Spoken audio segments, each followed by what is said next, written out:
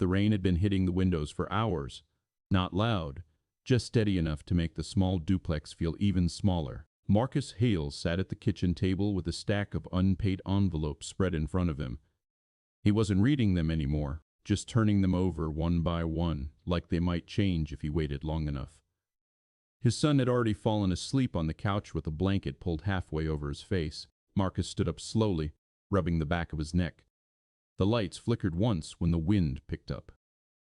That was when the knock came. 3 knocks. Uneven, not the kind people make when they're visiting. He froze for a second. Nobody came here this late. Nobody who knew him, anyway. The knock came again, quieter this time. Marcus walked to the door, hand resting on the lock longer than it needed to. Then he opened it.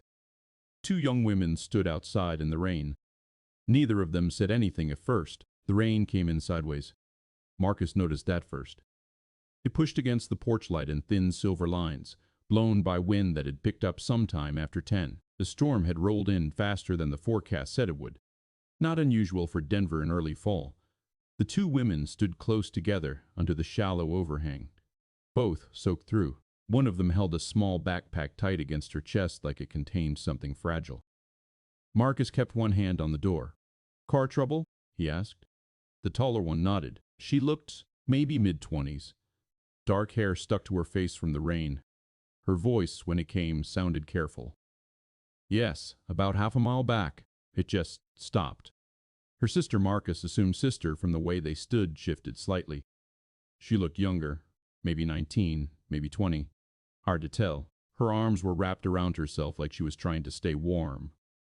"We tried calling roadside," the younger one said, "but there's no signal." Marcus glanced past them into the dark street. The duplex sat on the end of a narrow block that didn't see much traffic even during the day. At night, it was quiet enough that he could usually hear the highway 2 miles away if the wind blew right. Right now, there was nothing, just rain. He looked back at them. "You walked the whole way?" The taller one nodded again. Marcus stepped out slightly and leaned over the porch railing, squinting down the street. He didn't expect to see the car from here, but he looked anyway. Nothing. He stepped back inside the doorway. The warm air from the house pushed out into the cold. "You 2 freezing?" he asked. The younger one gave a small, quick nod. Marcus rubbed his thumb along the edge of the door frame, not thinking exactly, just taking a second. He glanced over his shoulder toward the living room. The lamp near the couch was still on. His son was asleep under a thin blanket, one arm hanging off the side. Cartoon playing quietly on the TV, volume almost off. He turned back. "You can come in for a bit," Marcus said. "Dry off, figure out what to do about the car." Both women looked surprised in the same small way people do when they expect a no. "You sure?" the taller one asked. Marcus shrugged slightly. Not much point standing out there. They stepped inside slowly, careful not to drip too much water on the floor. Marcus closed the door behind them and locked it out of habit. The younger one looked around first. The place wasn't big. Living room connected to the kitchen. Narrow hallway leading to 2 bedrooms and a bathroom. Furniture mismatched. Everything clean but worn. She noticed the sleeping child immediately. Her voice dropped. "Oh, sorry. We didn't realize." Marcus waved it off. "He sleeps through storms." The taller sister pushed wet hair away from her face. "Thank you," she said quietly. Marcus nodded once and walked toward the small hallway closet. He pulled out 2 towels and handed them over. They took them carefully, like they didn't want to impose more than they already had. "Bathroom's there," Marcus said, pointing. "You can dry off a little." They disappeared down the hallway. Marcus stood in the kitchen and listened to the rain again. He poured himself a glass of water, but didn't drink it. The clock above the stove read 11,018. Not late by most standards, but late enough that strangers knocking on the door felt different. He sat back down at the table and gathered the envelopes into a single stack. Electric bill. Insurance reminder. Something from a law office he hadn't opened yet. He slid the last one underneath the others. The bathroom door opened. Both sisters came back into the living room looking less soaked but still clearly tired. Marcus noticed the taller one glance toward the child again. Your son? She asked. Marcus nodded. Evan. How old? 7. She smiled faintly. He sleeps hard. Marcus allowed a small breath through his nose. Lucky trait. The younger sister had moved closer to the heater vent near the wall. She held her hands over it for a second. Marcus stood up. You two eat tonight? They exchanged a quick look. Earlier, the taller one said. Marcus opened the fridge anyway. Half a carton of eggs. Milk. Some leftover pasta from the night before. He grabbed the pasta container and set it on the counter. It's not fancy, he said, but it's warm. Neither of them argued. While the microwave hummed quietly, Marcus leaned against the counter. You from around here? The taller one shook her head. Passing through. To where? Portland. Marcus raised an eyebrow slightly. That's a long way to break down. She gave a tired half smile. Yeah, it is. The microwave beeped. Marcus split the pasta into 2 bowls and handed them each a fork. They sat at the small table. The younger one ate slowly at first, like she didn't want to appear too hungry. That lasted maybe 30 seconds. Marcus pretended not to notice. The taller sister ate more carefully. Thank you, she said again after a few bites. Marcus shrugged lightly. It's leftovers. The room fell quiet except for the storm outside. After a minute, the younger one spoke again. We really appreciate this.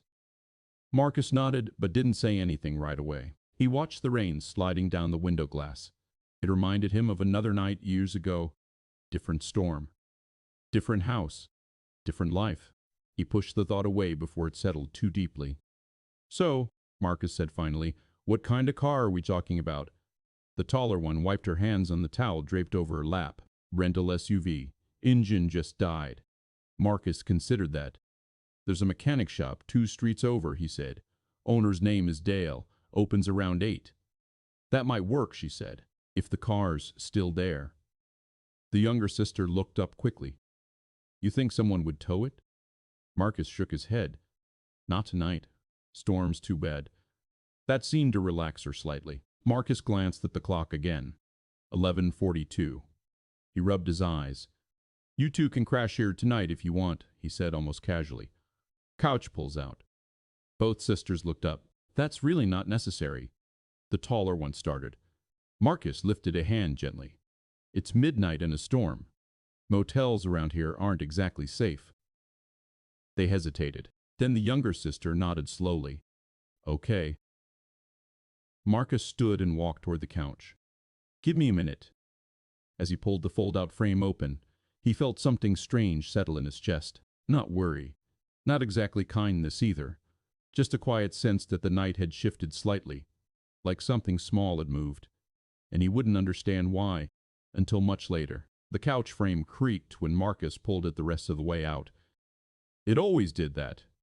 One of the metal joints bent slightly years ago, long before he moved into this place. He had meant to fix it a few times, but other things always came first.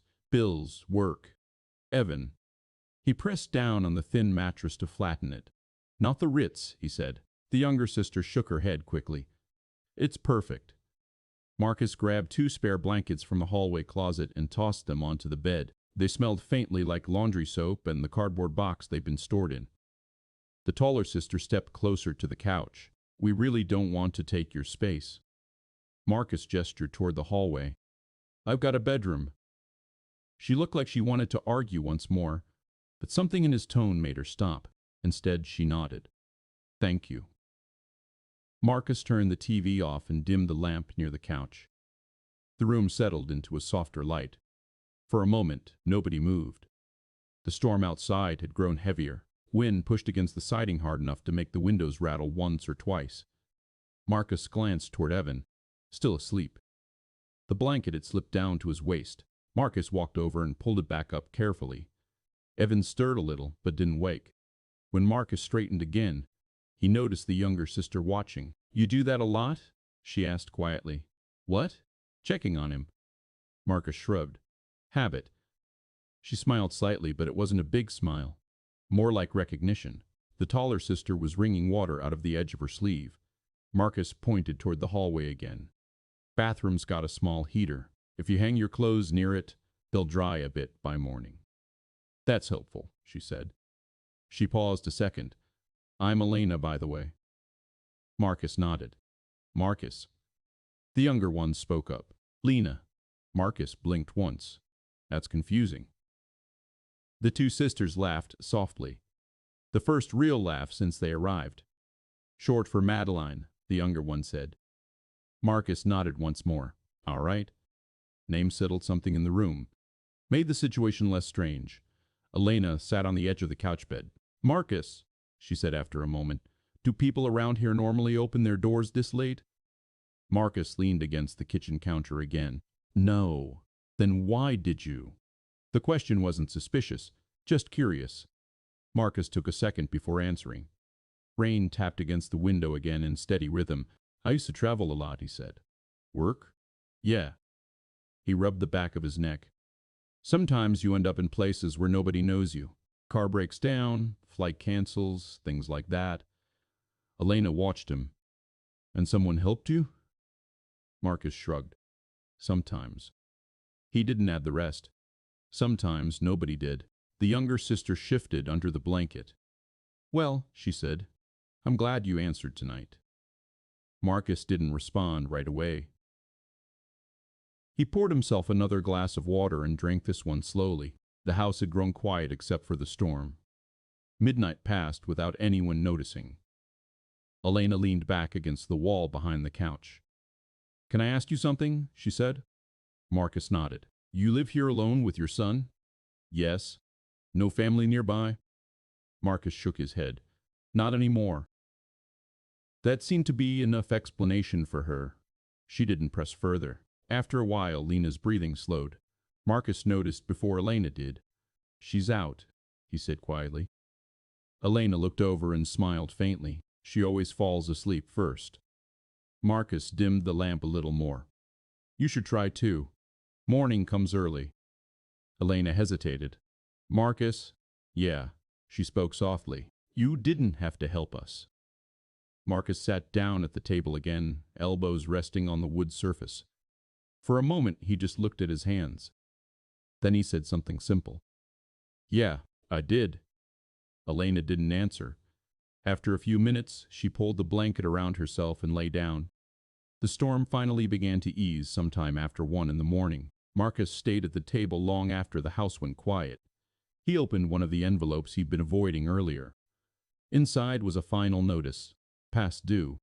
He read the number twice, then folded the paper back along the same crease and slid it into the envelope again. Across the room, Elena shifted slightly in her sleep. Marcus looked over at the couch. Two strangers, sleeping in his living room like this was normal. He let out a slow breath. There was a time in his life when none of this would have happened. Back when people knocked on his office door instead. Back when his name was on the glass outside a building downtown. Back when everything felt stable enough that helping someone didn't require calculation. He rubbed his eyes again. That life felt far away now. Different person, different world.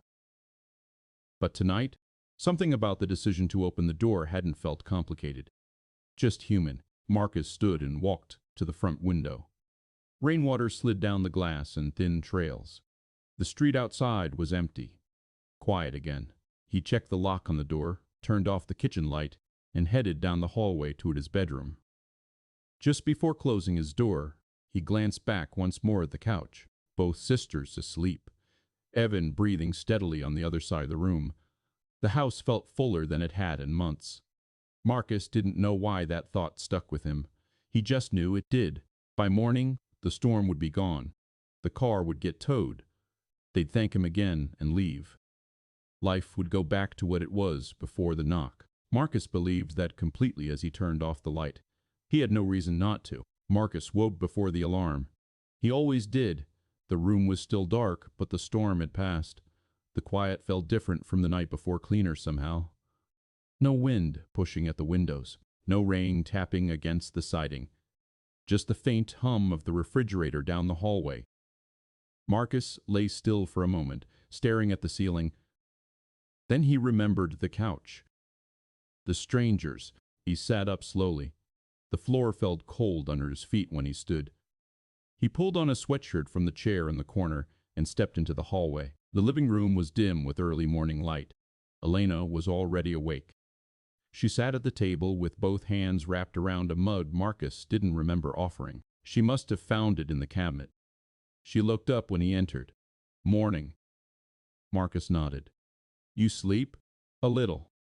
Her voice carried that careful tone again, like she didn't want to make noise in someone else's space.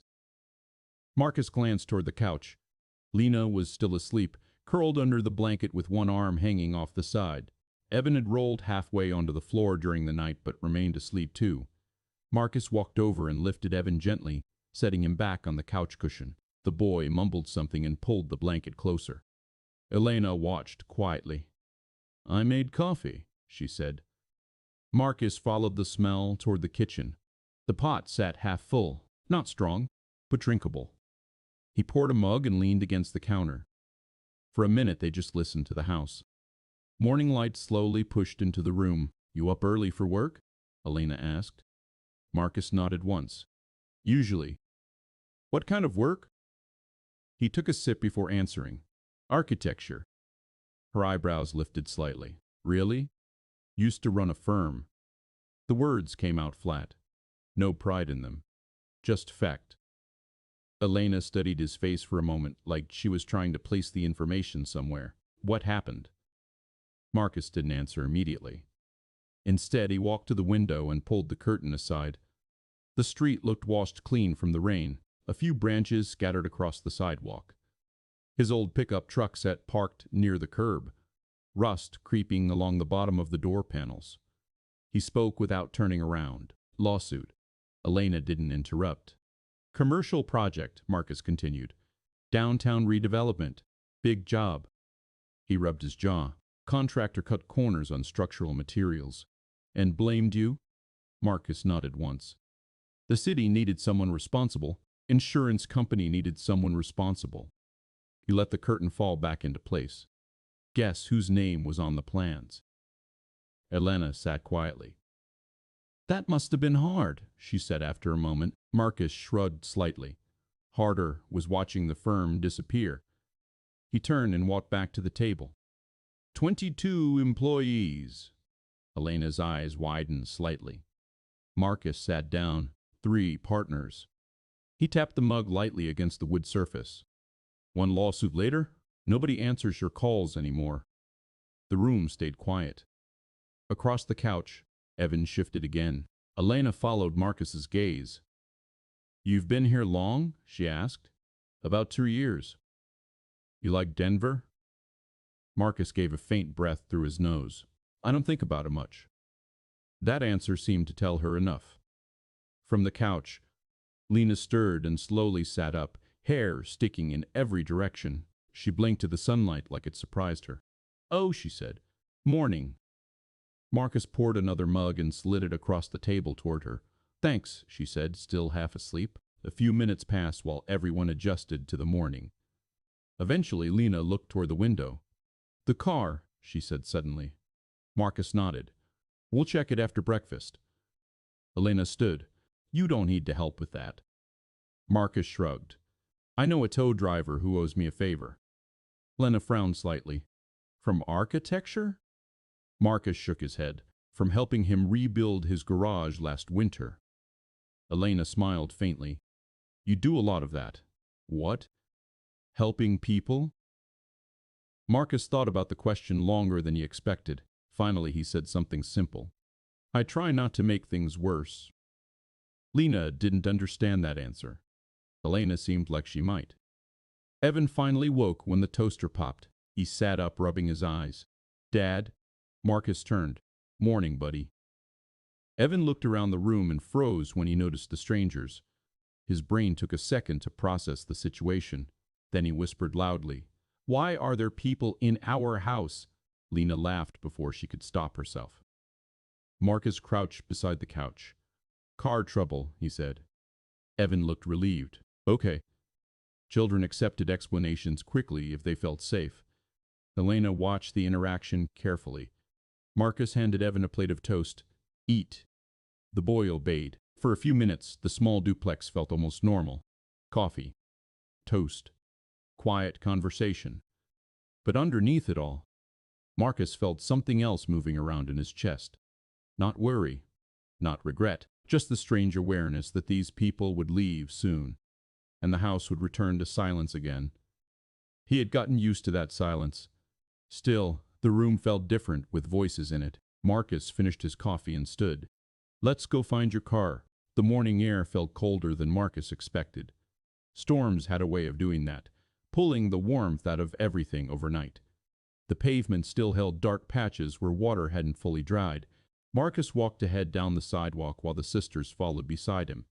Evan stayed close, kicking a small rock along the edge of the curb. The neighborhood looked ordinary again. A dog barked somewhere behind a fence. A garbage truck rattled 2 streets over. Someone down the block was already mowing a small strip of grass that didn't need it. Nothing about the morning suggested anything unusual had happened the night before. Marcus kept his hands in his sweatshirt pockets. "How far did you say?" he asked. "Half a mile," Elena replied.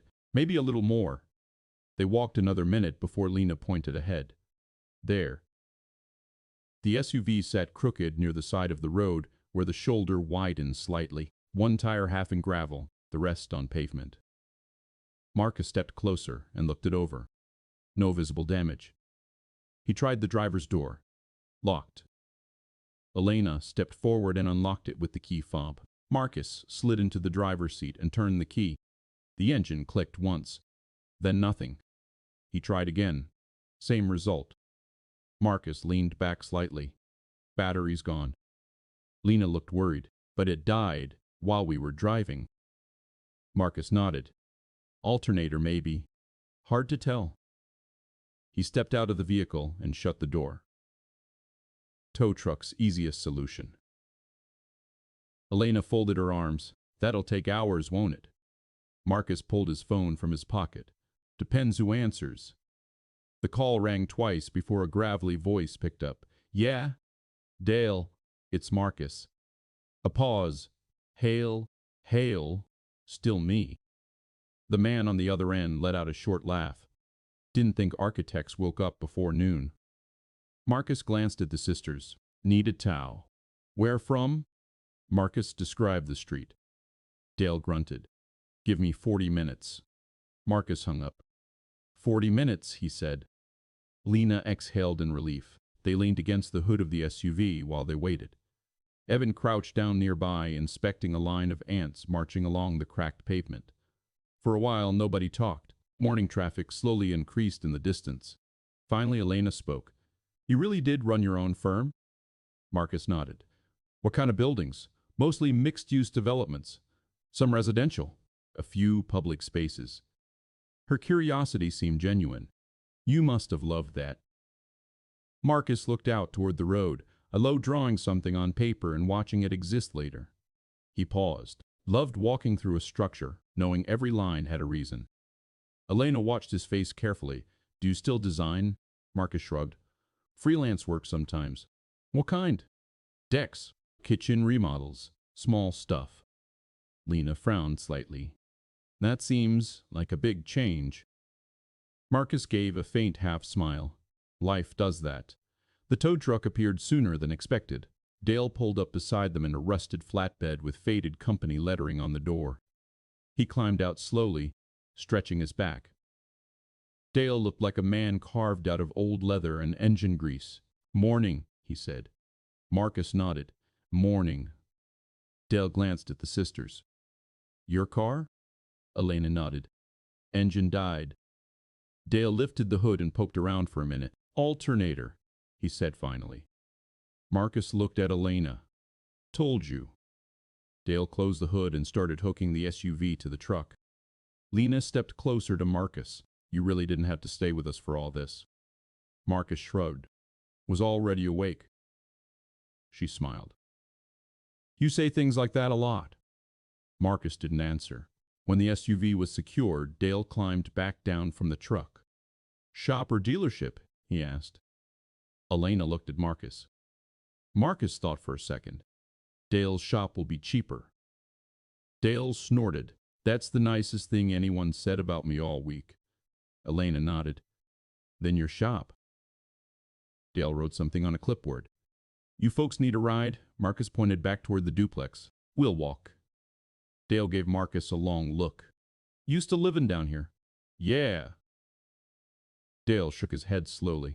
World's strange sometimes. Marcus didn't respond. The tow truck rumbled away a minute later, carrying the SUV down the street.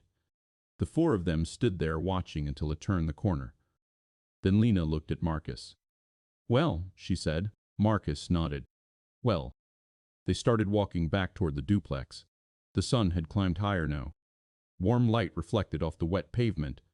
Evan ran ahead, jumping over puddles. Lena laughed and jogged after him. Marcus walked slower beside Elena. Thank you, she said quietly. Marcus shrugged again. It was a car. She shook her head slightly. No. He didn't ask what she meant. They reached the duplex a few minutes later. Evan ran inside first. Marcus stopped on the porch. Elena turned toward him. Our car should be ready later today, she said. Marcus nodded. Dale works fast. She hesitated, like there was something else she wanted to say but wasn't sure how. Finally, she spoke. You helped us without asking anything. Marcus looked out toward the street again. Rainwater still clung to the gutters. I didn't see a reason not to. Elena studied his face. Then she nodded slowly. Still. Marcus didn't reply. Inside the duplex, Evan and Lena were laughing about something. The sound carried through the open door. Marcus stepped inside and closed it behind them. He didn't know it yet, but weeks from now, that quiet decision opening the door, making coffee, calling Dale would circle back in a way he couldn't have imagined. For now, though, it just felt like a morning after a storm, and a life still waiting for something to change. The sisters left that afternoon. It happened quietly. Dale called around 2 to say the SUV was ready. Alternator replaced. Nothing else wrong with it. Marcus drove them to the shop in his pickup. The ride felt shorter than the walk that morning. Lena spent most of it asking Evan questions from the back seat. What grade he was in. What cartoons he liked. Whether he'd ever seen the ocean. Evan answered every question like it was the most important conversation he'd ever had. Elena sat beside Marcus in the passenger seat, looking out the window more than talking. At the shop, Dale handed Marcus the invoice, and Elena reached for her wallet immediately. Marcus shook his head. Dale already discounted it. Dale leaned against the garage door behind them. Don't get used to that, he muttered. Lena hugged Evan before they got into the SUV. It surprised the boy enough that he froze for a second before hugging back. Elena turned to Marcus. She didn't reach for his hand. Didn't do anything dramatic. She just said, "Thank you." Marcus nodded. Then they drove away. That was it. Or at least it looked like the end of it. 3 weeks passed. Life settled back into its narrow rhythm. Morning coffee. Evan's school bus. Freelance drawings at the small table. Phone calls that sometimes turned into small jobs. Sometimes didn't. Marcus spent most afternoons reviewing measurements or sketching layouts for projects that rarely paid more than a few $1,000s. Deck additions. Garage conversions. Occasionally a small commercial renovation. Enough to keep the lights on, barely. The duplex stayed quiet most evenings. Evan did homework at the coffee table while Marcus worked nearby. Sometimes the boy asked questions about the drawings. What's this part? Support beam. What's this? Window framing. Evan seemed fascinated by the idea that lines on paper could turn into walls later. Marcus liked that. He didn't say it out loud, but he liked it. The envelope with the overdue notice still sat in the kitchen drawer. Marcus paid part of it last week. Not enough, just enough to keep the letters from getting worse. It was a Thursday afternoon when the car appeared. Marcus noticed it through the front window first. Long black sedan, the kind that didn't usually drive through this neighborhood unless someone had taken a wrong turn. It slowed in front of the duplex, then stopped. Marcus frowned slightly. 2 men stepped out of the front seats, both wearing dark coats. Not threatening exactly, just official looking. Marcus stood up from the table. Evan looked over from the couch. Who's that? Marcus shook his head. No idea. A third person stepped out of the back seat, older, gray hair, tall enough that he had to duck slightly, stepping onto the sidewalk. Marcus walked to the door. Something about the way the man moved felt familiar. He opened the door before they knocked. The older man looked up. For a second, neither of them spoke. Then Marcus realized why the face seemed familiar. Elena stood behind him on the sidewalk, and Lena beside her, both smiling slightly. Marcus blinked once. "Well," he said. Lena waved. "Hi." Marcus leaned against the doorframe. "Didn't expect to see you again." Elena nodded. "I imagine not." Marcus looked at the older man. "And this is?" The man stepped forward. His presence carried a certain quiet weight. Not loud, but unmistakable. "Victor Sterling," he said, extending his hand. Marcus hesitated a fraction of a second before shaking it. The grip was firm but brief. Victor glanced around the duplex exterior. Small yard, peeling paint near the window frame, old truck parked at the curb. Then he looked back at Marcus. "My daughters told me about you." Marcus crossed his arms slightly, hopefully nothing too embarrassing. Lena laughed. "No."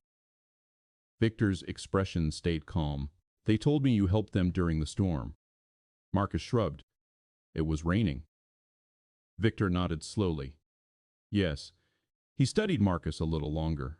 Not rudely, more like someone examining a building's foundation before stepping inside. Marcus shifted slightly. "Well," he said, "you all want to stand out here or come in?" Lena stepped forward immediately. "I missed the couch." Marcus gave a faint smile. "You got strange taste." They stepped inside. The two men who'd exited the car remained outside near the sidewalk. Marcus noticed but didn't comment. Inside, Evan stared openly at the visitors. Lena waved again. "Hey, Ocean Explorer." Evan grinned. Victor walked slowly into the living room. His eyes moved across the room. The furniture. The drawings on the table. The quiet signs of a life running on tight margins. Marcus leaned against the kitchen counter. "So," he said. Elena looked toward her father. Victor nodded once. Then he turned to Marcus. "My daughters told me something interesting." Marcus waited. Victor continued. "They said a man they'd never met opened his home to them during a storm." Marcus shrugged. Seemed reasonable.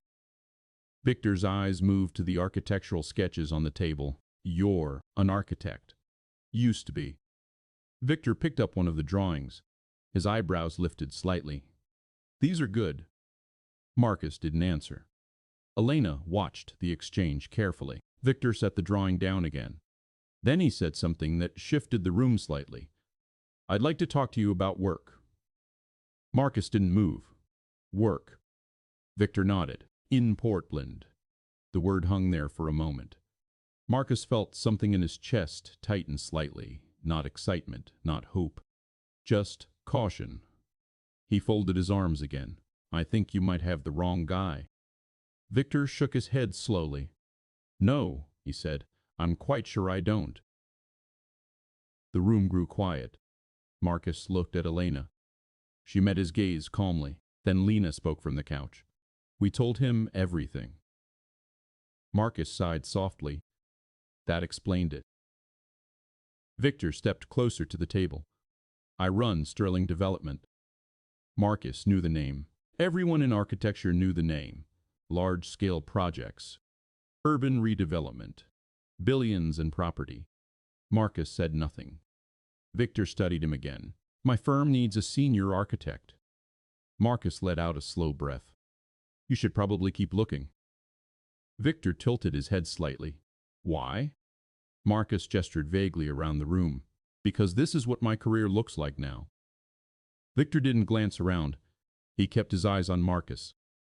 "That's not what I see." Marcus almost laughed. "You're being polite." Victor shook his head. "No." He tapped the drawing on the table lightly. "I'm being observant." Marcus didn't respond. For a long moment the room stayed quiet. Then Victor said something simple. "Come to Portland." Marcus stared at him. "Look at the work. Meet the team. No commitment."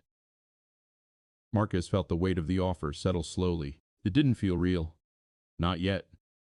He rubbed his jaw. I've got a kid. Victor nodded toward Evan. I see that. And a life here. Victor glanced around again. Do you? Marcus didn't answer. Victor stepped toward the door. I'll leave you my card. He placed it on the kitchen counter. Think about it. Then he turned and walked outside. Elena and Lena followed. Marcus stood still for a long moment. Evan finally spoke. Dad? Marcus looked down. Yeah? Who was that?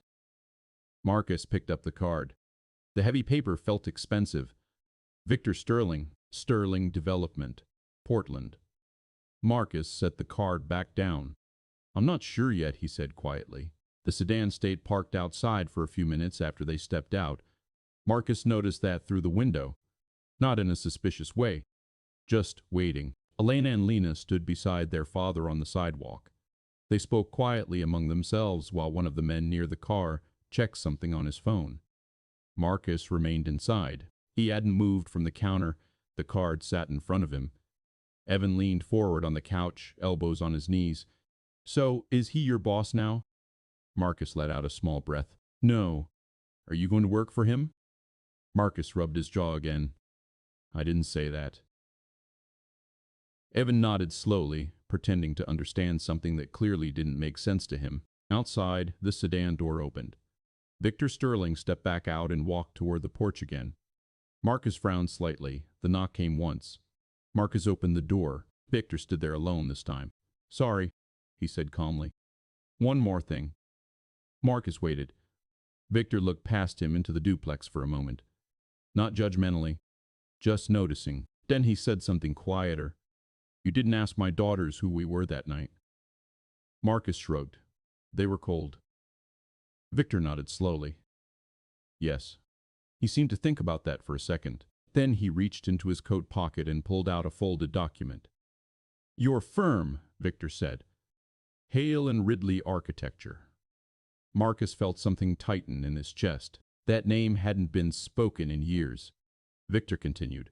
I read the case file. Marcus leaned slightly against the doorframe. You must have a lot of free time. Victor ignored the tone. The contractor who supplied the materials admitted fault 6 months later. Marcus stared at him. Victor continued quietly. But by then the damage was done. Marcus said nothing. Victor looked directly at him. You were made responsible because your signature was on the plans. Marcus nodded once. That's how the system works. Victor studied his face. No, he said calmly. That's how pressure works. Marcus crossed his arms again. You didn't come back here to give me a history lesson. Victor shook his head. No. He paused. Then he said something that felt heavier. I came back because the drawings you're doing on that table shouldn't be the limit of your career. Marcus almost laughed again. You don't know me. Victor held his gaze. I know good architects. Silence sat between them for a moment. The street remained quiet. Victor spoke again. My daughters told me how you treated them. Marcus looked past him briefly toward the sedan. Elena and Lena were watching from the curb. They exaggerate, Marcus said. Victor shook his head. They don't. He placed the folded document on the counter beside the business card. Marcus didn't touch it. Victor continued. I'm offering you a job. Marcus exhaled slowly. You already said that. Yes. But I want you to understand something. Marcus waited. Victor's voice stayed calm. This isn't charity. Marcus's eyes narrowed slightly. Victor gestured toward the sketches on the table. That line work, that structural layout, that's experience. Marcus didn't respond. Victor continued. I have projects starting next year that require someone who knows how buildings actually stand up. Marcus finally spoke. And you think that's me? Victor nodded. Yes. Marcus looked down at the card again. Portland, 3 states away, different city, different life.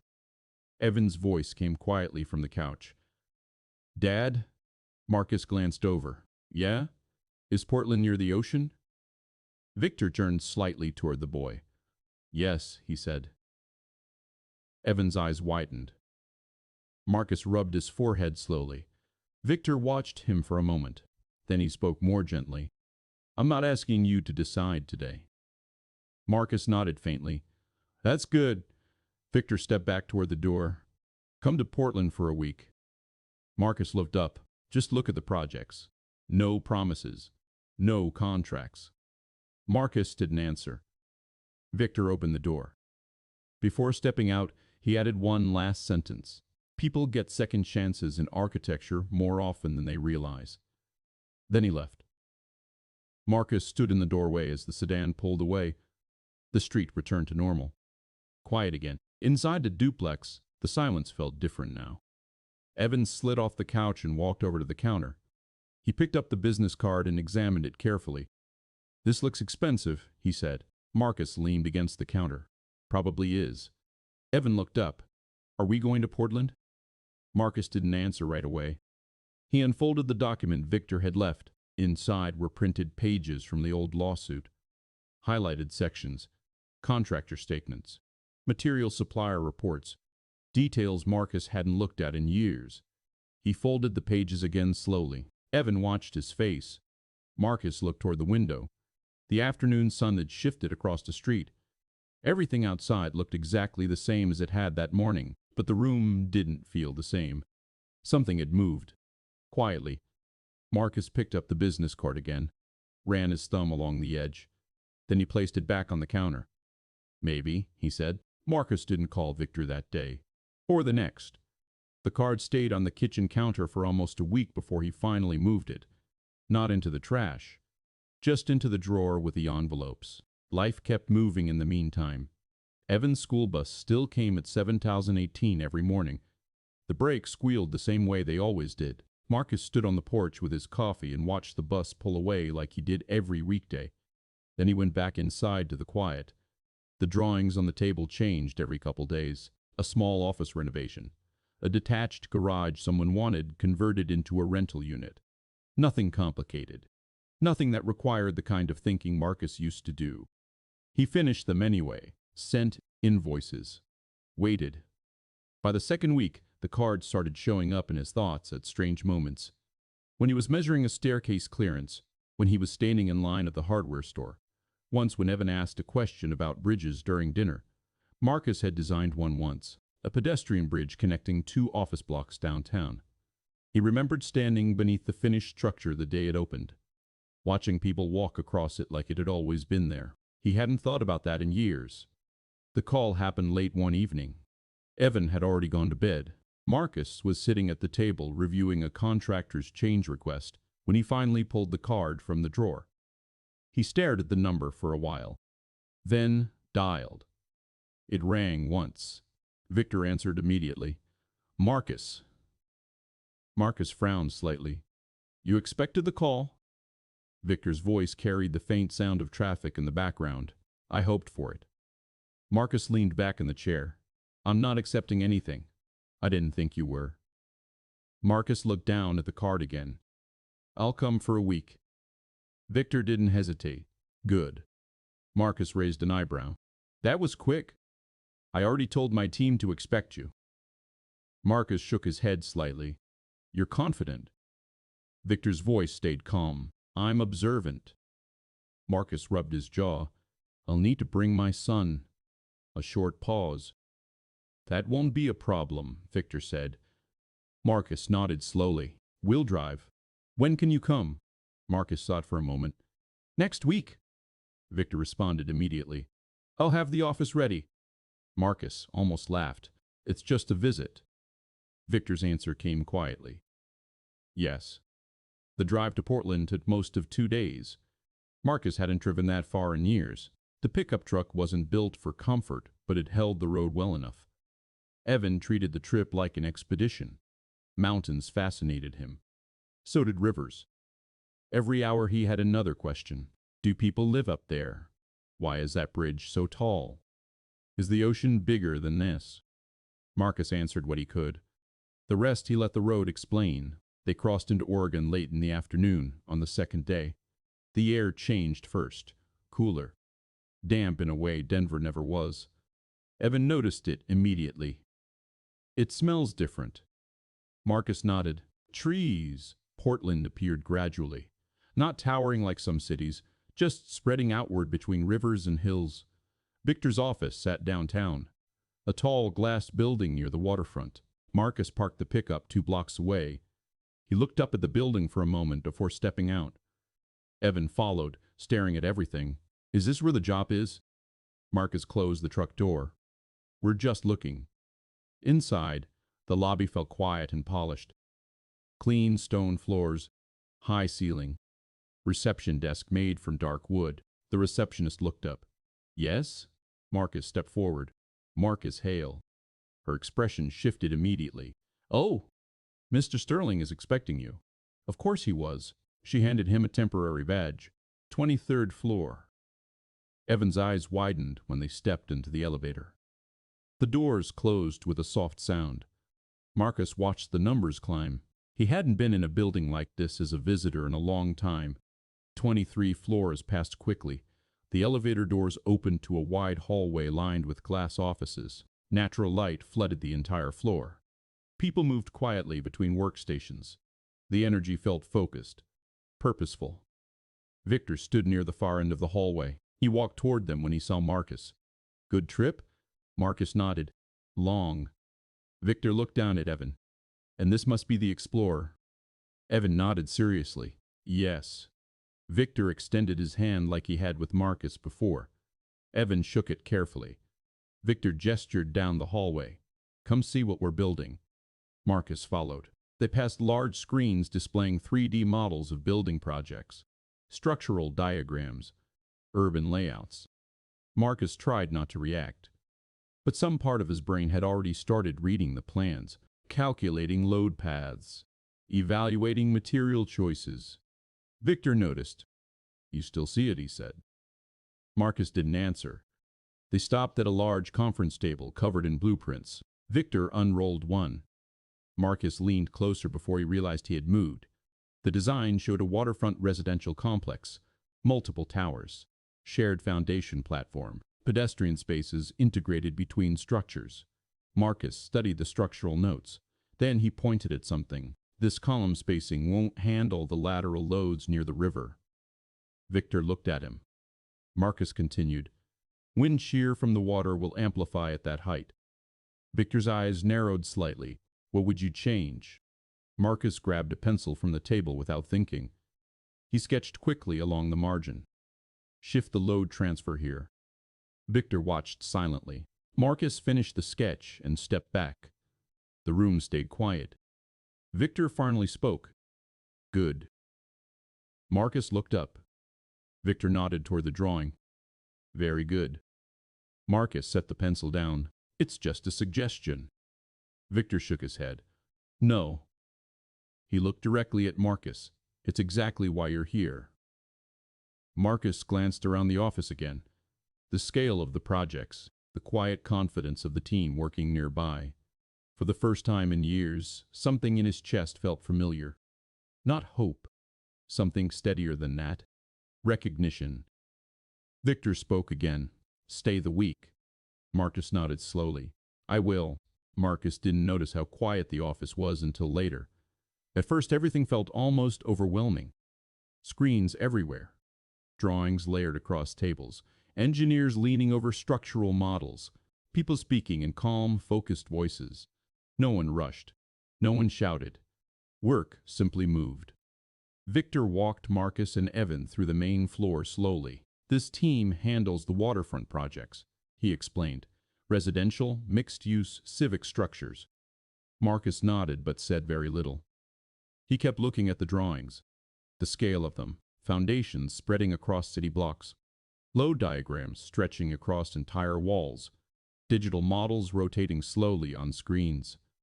It had been years since he'd seen work at this level up close. His brain reacted before his emotions did. He noticed small things. A support beam placed half a meter off optimal alignment. A stairwell clearance that could create traffic bottlenecks. A load-bearing wall, carrying unnecessary stress. He said nothing at first. But Victor watched him carefully. You're already reviewing, Victor said. Marcus folded his arms. Habit. Victor gave a faint smile. Good habit. They reached a large workspace near the windows. One of the architects looked up from a screen. Mr. Sterling. Victor nodded. Clara, this is Marcus Hale. The woman stood immediately. Marcus noticed the respect in her posture before she even spoke. I've heard about you, she said. Marcus frowned slightly. That's concerning. Clara laughed softly. Victor stepped away to take a call near the glass wall. Clara gestured toward a model on her desk. We're working through the residential tower layout. Marcus stepped closer. The model showed 3 tall structures connected by lower communal spaces. Parks built between them. Open walkways. Public viewing decks. He leaned over slightly. How high? 32 floors. Marcus nodded. He pointed to one corner of the model. Prevailing wind direction? Clara turned the model slightly. Northwest. Marcus studied it for a moment. You'll get turbulence between the towers. Clara blinked. We ran simulations. Marcus tapped the center walkway. Run them again. She looked closer. Marcus traced a line through the open corridor. Wind funnels here. Clara turned back to the computer screen and pulled up the simulation data. She ran it again with Marcus's adjustment. The numbers changed. Not dramatically, but enough. Clara looked up slowly. Well, she said. Marcus shrugged. Wind liked shortcuts. Clara smiled. You should stay longer than a week. Marcus didn't answer that. Across the room, Evan had found a seat near the window and was watching boats move along the river below. Victor returned a few minutes later. He looked at Clara's screen. Already working together? Clara nodded. He found something in the airflow model. Victor looked at Marcus. Of course he did. Marcus rubbed the back of his neck. Just observation. Victor gestured toward the conference room. Let's sit. They stepped inside. The room overlooked the river. Late afternoon light reflected off the water in long silver lines. Victor closed the glass door behind them. Marcus sat down across from him. Evan stayed by the window. Victor folded his hands on the table. How does it feel? He asked. Marcus looked around the room slowly. The drawings, the scale, the quiet intensity of the work happening outside the glass walls. Familiar, Marcus said finally. Victor nodded. I thought it might. Marcus leaned back in the chair. You run a large operation. Yes, you could hire architects anywhere. Victor didn't argue. That's true. Marcus studied him carefully. So why me? Victor didn't answer immediately. Instead, he stood and walked to the window. For a moment, he watched the river. Then he spoke. My daughters rarely talk about strangers. Marcus listened.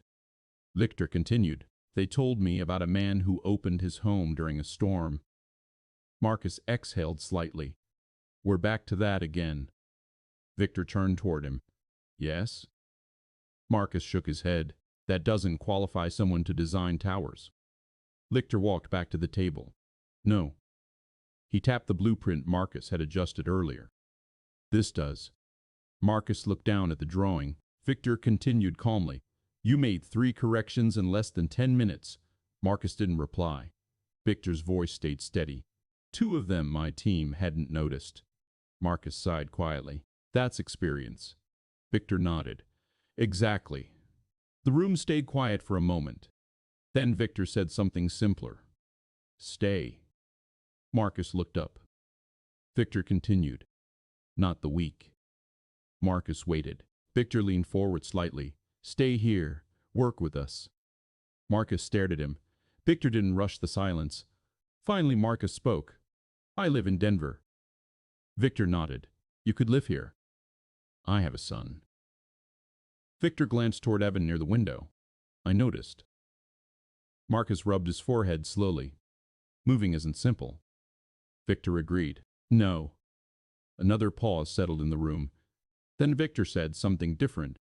Neither is rebuilding a life. Marcus looked at him. Victor held his gaze calmly. You lost your firm because the system needed someone to blame. Marcus didn't respond. Victor continued.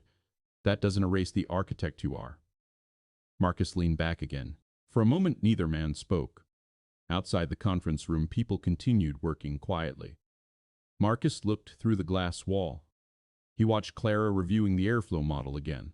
He watched another team rotating a digital structure on a massive screen. Something inside him felt steady, not excitement. Something older than that, the feeling of standing at the beginning of a structure, before concrete, before steel. Just the understanding that something could exist. Victor spoke one last time. I'm offering you a senior architect position. Marcus looked back at him. Victor didn't push. He simply waited. Marcus exhaled slowly. Then he looked toward Evan. The boy was still watching the boats. Marcus turned back. If I say yes, he said quietly, we start carefully. Victor nodded. Of course. Marcus tapped the blueprint lightly, and we build things that last. Victor gave the smallest smile. That's the only kind worth building. Marcus looked at the drawing one more time. Then he nodded once. All right. Moving didn't happen all at once. Marcus insisted on that. Victor had offered relocation services, temporary housing, assistance with the school transfer, things that sounded efficient and clean. But Marcus declined most of it, not out of pride, just caution. He had rebuilt small pieces of life before. After the lawsuit, after the firm closed, after the permer stopped calling. Every time something changed too quickly, it tended to break just as fast, so he did it slowly. First, the apartment in Portland. Small place near a park, nothing impressive. 2 bedrooms, old wooden floors that creaked in the hallway. Evan liked the window in his room because he could see trees instead of rooftops. That seemed important. Marcus drove back to Denver once more to pack what little they had. The duplex felt smaller when the boxes started stacking near the walls. Most of Marcus's old life had already disappeared years ago. Furniture sold, office files archived, drawings boxed away in storage. He stopped visiting. There wasn't much left to move. A few suitcases, Evan's books, Marcus's drafting tools. The last thing he packed was the kitchen drawer, the one where the envelopes had been sitting for months. The overdue notices were gone now, paid before they left. Marcus folded the empty envelopes and dropped them in the trash. The place echoed when he closed the door. He stood on the porch for a minute before locking it. 2 years in that duplex. Quiet years. Hard years. He didn't feel sentimental about it. But he did feel something. Maybe relief. Maybe gratitude. Maybe both. Work at Sterling Development didn't begin with a ceremony. Victor didn't believe in that kind of thing. Marcus walked into the office on Monday morning like any other employee. Temporary badge replaced with a permanent one. Desk assigned near the window. Computer already loaded with project files. Clara appeared beside him before he'd even finished sitting down. We've got a structural review meeting in 20 minutes, she said. Marcus nodded. Good. She smiled slightly. Most new hires ask where the coffee machine is first. Marcus pointed toward the hallway. Already saw it. Clara laughed. The first week passed quickly. Marcus reviewed structural reports, adjusted load distribution models, sat through planning meetings where developers discussed timelines and budgets. He spoke rarely. But when he did, the room usually listened. It wasn't authority, it was clarity. Marcus had always believed architecture worked best when decisions were simple, not easy, just clear. The waterfront project he'd seen during his visit became his primary assignment. 3 towers, shared platform, complex foundation due to soil conditions near the river. Marcus spent hours studying the base design, reworking sections of it, testing alternate load paths. He filled pages with calculations the same way he used to years ago. One afternoon, Clara stopped beside his desk again. You know, she said, most architects here start by adjusting small details. Marcus kept drawing. I like foundations. Clara leaned against the desk. That explains a lot. Marcus looked up. What? Clara smiled. You build things from the bottom up. Marcus didn't reply. But he understood what she meant. Evan adjusted to Portland faster than Marcus expected. The school overlooked a large park near the river. He made friends quickly. Children usually do. One evening, he came home from school with a question. "Dad?" Marcus looked up from the drawing table in the apartment. "Yeah? Is the ocean really bigger than mountains?" Marcus leaned back in the chair. "Depends where you stand." Evan thought about that for a moment. "Can we go see it?" Marcus looked out the window. The sky was already turning orange with sunset. "Maybe this weekend." Evan grinned. The ocean turned out to be quieter than Evan imagined. They stood on the beach together 2 days later. Cold wind pushing across the sand. Waves rolling in slowly. Evan stared for a long time. Marcus stood beside him. Neither spoke much. Sometimes silence carried enough meaning. Back at the office, the waterfront project continued to evolve. Marcus's adjustments began reshaping the core structure. Engineers worked through his calculations. Design teams revised floor plans to match the new support framework. Victor visited the floor occasionally. He rarely interrupted. But when he looked at the blueprints now, he nodded slightly more often. One afternoon, he stopped beside Marcus's desk. "You settling in," he said. Marcus didn't look up from the drawing. Still early. Victor glanced at the structural model on the screen. "The towers will hold." Marcus finished a line before answering. "They should." Victor rested one hand on the back of the chair. "You know," he said, "when my daughters told me about you, I expected something different." Marcus finally looked up. "Different how?" Victor considered the question. "I expected someone bitter." Marcus leaned back slightly. "Reasonable expectation." Victor shook his head. "But you weren't." Marcus looked down at the drawing again. "The storm was cold," he said. Victor smiled faintly. "Yes." He stepped away after that. Marcus continued working. But something about the conversation stayed with him. Not the job, not the buildings, the storm. That night, the knock on the door. Small decisions often looked meaningless when they happened. But sometimes they traveled further than anyone expected. Marcus finished the structural adjustment he'd been working on and saved the file. Then he leaned back in the chair. Through the window, he could see the river again. Boats moving slowly across the water. The city stretching out around them. A life rebuilding itself. Quietly, construction began the following spring. Marcus visited the site the first morning the foundation crews arrived. The river air was cold again, though not like the storm back in Denver. This cold felt steady, predictable. Workers moved across the site with measured confidence. Concrete trucks lined the street. Survey markers stood where dirt had been only weeks earlier. Marcus stood behind the safety fence watching the first trench being cut. There was something about the beginning of a building that always felt honest. No glass yet. No polished lobby floors. No brochures promising luxury living. Just dirt, steel markers, and the quiet math of weight and balance. Clara stepped up beside him with a hard hat under her arm. "You look calm," she said. Marcus nodded toward the excavation. "Everything important starts down there." She followed his gaze. "Foundations again." Marcus gave a small breath through his nose. "Always." The crew lowered the first reinforcement cages later that afternoon. Marcus stayed longer than he planned, watching, making small notes, adjusting measurements when something looked slightly off. The foreman eventually walked over. "You the architect?" Marcus nodded. "Senior architect." The man extended his hand. "Good to finally meet the person who made half these calculations." Marcus shook it. "Good to meet the person who has to make them real." The foreman laughed once. "Fair enough." Work moved steadily after that. Weeks turned into months. The platform foundation took shape, first massive concrete sections forming the base that would carry all three towers. Marcus visited the site often, sometimes alone, sometimes with engineers, sometimes with Evan on weekends.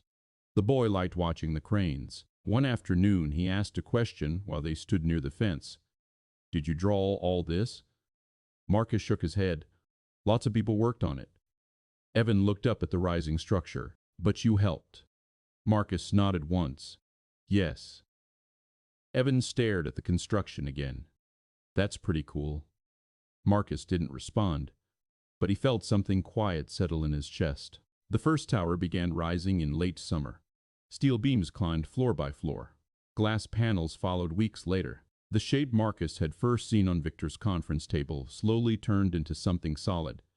Clara stopped by Marcus's desk one morning holding a structural report. "You realize this project will change the entire waterfront skyline," she said. Marcus glanced at the report. "Cities change." Clara leaned against the desk. "Not always like this." Marcus saved the file he'd been reviewing. "What do you mean?" She shrugged slightly. "Some projects are just buildings." Marcus looked toward the window. The tower cranes were visible in the distance. "And some aren't," he said. Clara smiled. "Exactly." Victor rarely said much about Marcus's progress, but one evening, months into construction, he asked Marcus to walk with him along the river. They left the office just after sunset.